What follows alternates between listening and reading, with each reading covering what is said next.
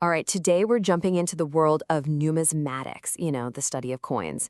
And trust me, it's all about uncovering this incredible history that's been hiding in plain sight this whole time. So let me ask you a question. Have you ever really looked at the change in your pocket? I mean, really looked. We handle these little metal discs every single day. But what if I told you they're way, way more than just money? That's right. They're basically pocket-sized time capsules. Think about it. Each coin is a miniature historical document, an artifact that's been stamped with the stories of entire empires, kings, cultures, and even artists. So how do we actually read these things and unlock those stories? Well, first you've got to learn the language. Let's dive in and decode a piece of history together. Okay, first things first. Every coin has two sides, right? The front, or what we call the obverse, that's the main event. It's usually got the portrait of a ruler or some major symbol. Then you've got the back, which is called the reverse, and that's where you'll often find the other details. And here are some perfect examples from the ancient Indo-Greeks. See, the front, the obverse, that's where you see the rulers. It's prime real estate.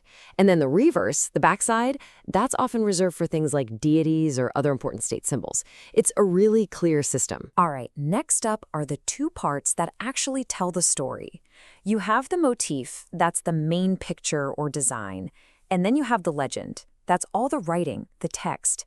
It's how these two things work together that really brings the coin's message to life. Okay. Check out this incredible coin from the Gupta Empire. The picture, the motif, is the king himself holding a bow and arrow. Super powerful image, right? And then all that writing that goes around him, that's the legend. It's basically declaring his name and titles. You can see how the image of power and the text of authority just team up perfectly. Okay, so now that we've got the lingo down, let's get to the juicy part. How are these coins actually used? Well, one of the most important ways was as a tool for kings to project power. I mean, these were literally a ruler's stamp on history. And to see this play out, we're going to look at a really crucial time in South Asian history. We'll trace the whole evolution, from these really early kind of crude punch-marked coins, all the way up through major players like the Indo-Greeks, the Kushans, and the Guptas.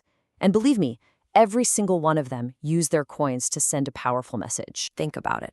Forget social media. For these rulers, coins were the original billboards. It's how a king could communicate across a huge empire. They weren't just for buying things. No way. They were for shouting about a big military win, declaring your official titles, announcing you're the new boss, or even showing off your queen. Every single coin was like a press release, but, stamped in metal. And here's where it gets really mind-blowing for historians. Get this. For the ancient Indo-Greeks, we know as about 40 different rulers.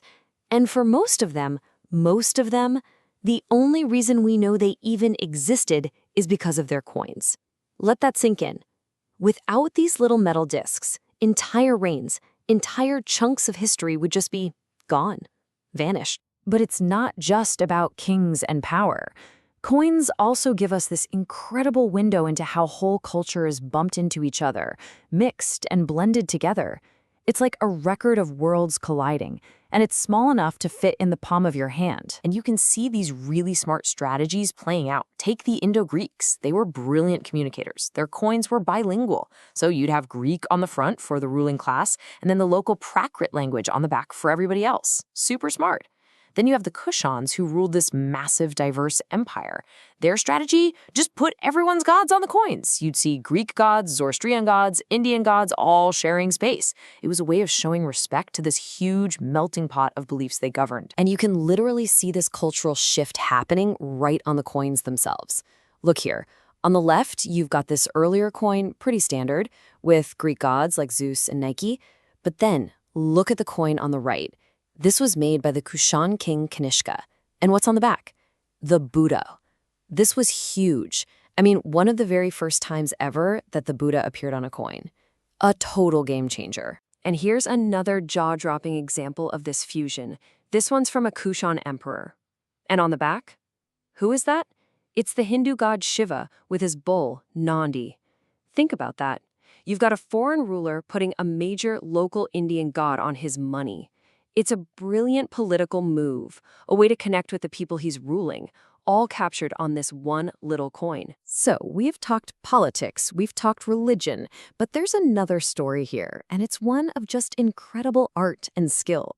We're about to see these things go from just simple marks in metal to absolute miniature masterpieces. I mean, just look at the difference here. It's night and day. On the left, you've got one of the earliest types of coins from India, called punch-marked coins. Kind of lumpy, irregular, with these simple symbols just stamped on. But then look at the right, a gold coin from the Gupta Empire.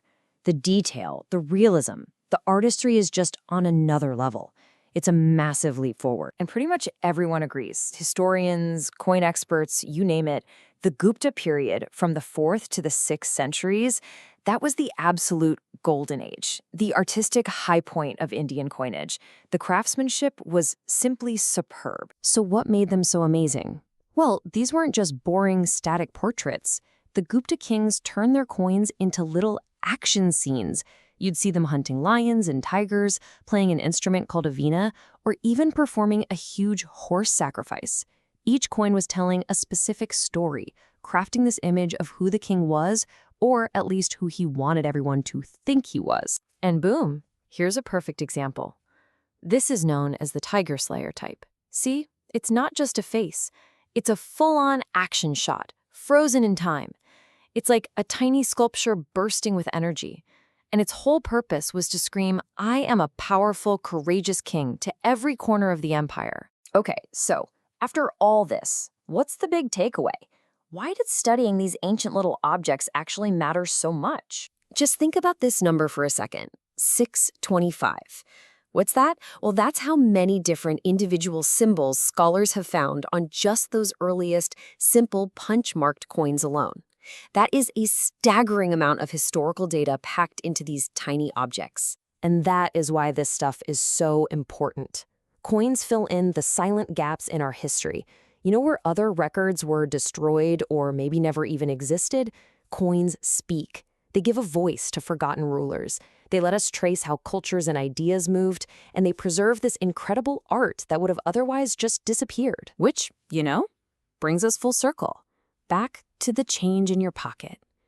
The next time you're holding a coin, just stop for a second. Really look at it. The symbols, the words, the faces. And it kind of makes you think, right? 1,000 years from now, what story is the money in your pocket going to tell future historians about us?